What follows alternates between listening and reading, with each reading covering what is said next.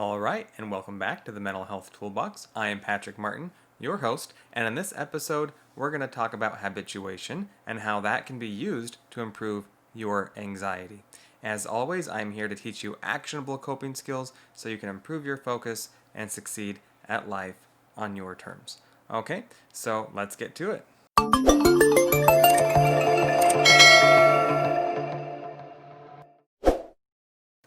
All right, so let's talk about what habituation is. Habituation is just a fancy term for exposure therapy. You see, one of the biggest mistakes people make when they are first experiencing anxiety is they try to take it head on, right?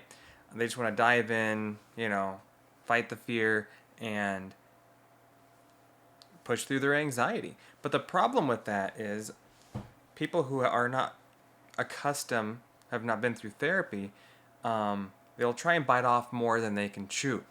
And this can oftentimes have the reverse effect where they end up being more anxious than they were before, and this creates a few different problems. The first of which, of course, is that they become more apprehensive and less likely to take acceptable risks again in order to address their anxiety, and this can create a whole slew of other issues such as agoraphobia.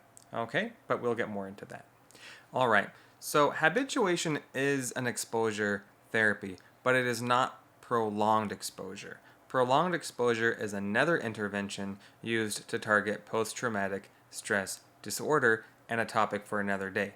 In this episode, we're going to talk about how habituation is essentially the effort to increase in incremental amounts our exposure to triggers, but done intentionally and in a way that allows us to build up our tolerance for those stressors. Okay?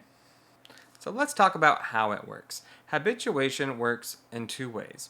First of which, it increases our tolerance through exposure to triggers in an incremental fashion.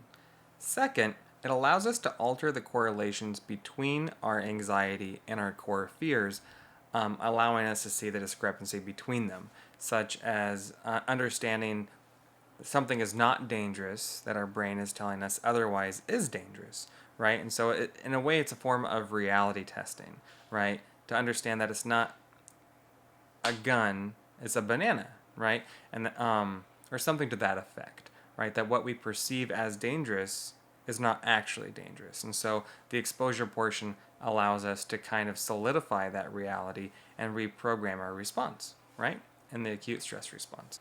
All right? So habituation is different than sensitization, right?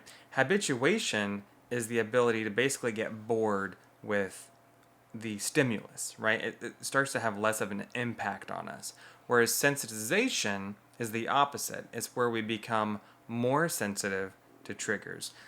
Take agoraphobia, for example. The reason people often become agoraphobic is because they have isolated or they have given into that avoidance behavior so long that they become more and more sensitive to triggers as opposed to less sensitive.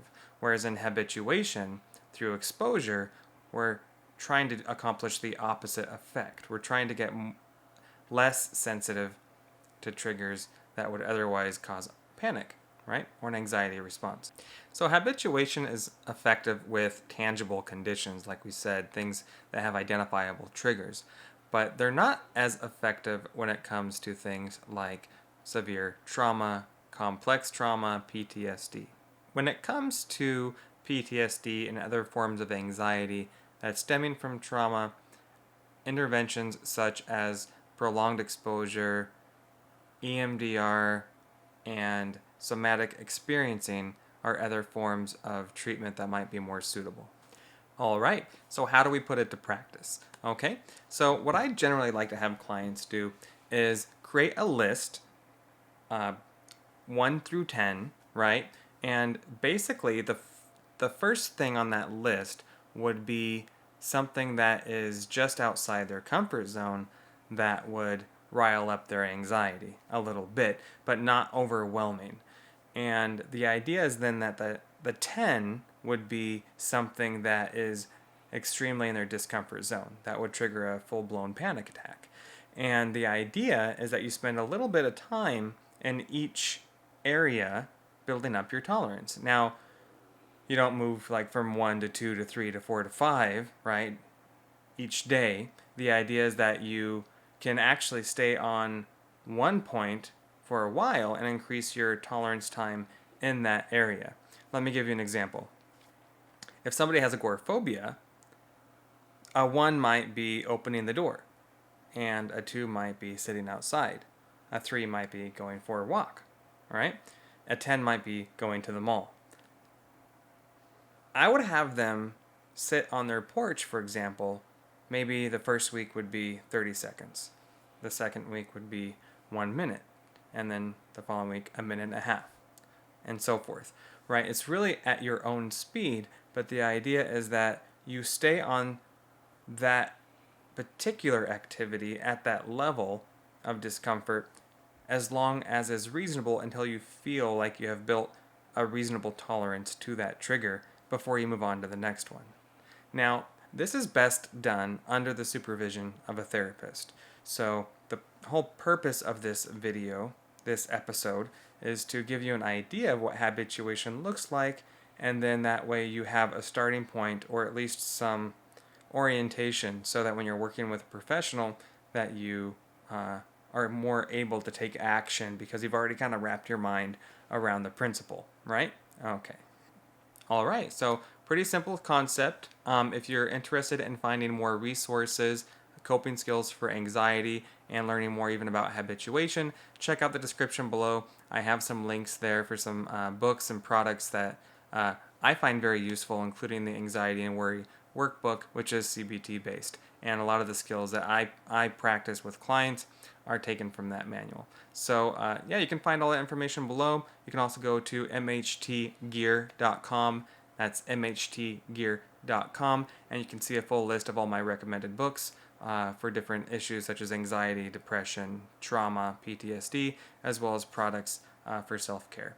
Okay, so until next time, make good things happen and keep thriving. And just a reminder that everything I discuss is for educational purposes. If you need a professional, you should get one. Thank you so much. See you in the next episode.